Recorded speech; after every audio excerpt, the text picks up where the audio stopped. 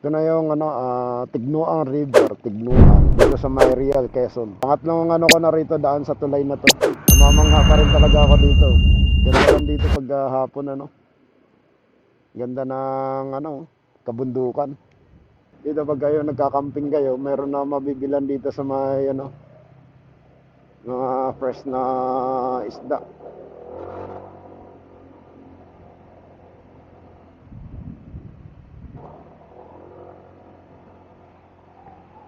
Alam nyo naman kabundukan dito. Nag-uumpisa na naman tayo sa lamig. Grabe yung lamig dito.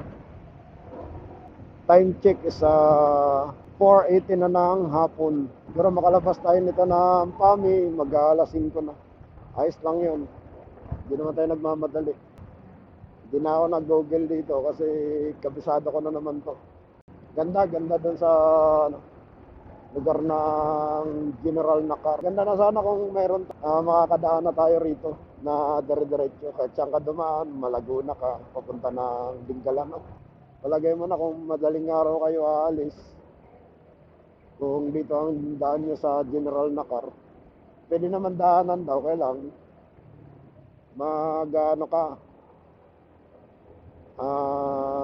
enduro, mga pantrail na motor.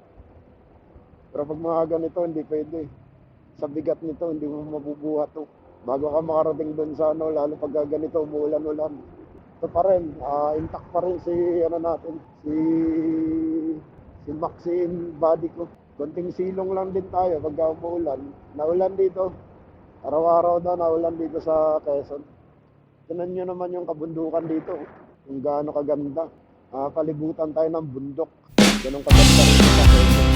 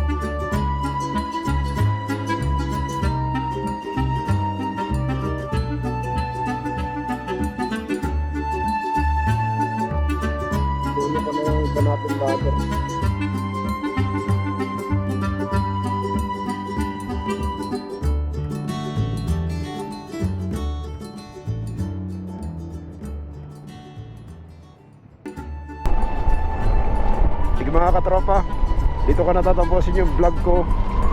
Huwag nyo kalimutan mag-like, mag-subscribe, at huwag nyo na rin kalimutan yung notification bell para kung may mga upload tayong bagong videos, updated kayo. Sige mga katropa, hanggang sa susunod na kabanata ng video natin. Hindi ko lang alam kung ano na naman susunod nating kabanata. Sige mga katropa, hanggang sa muli. Babu.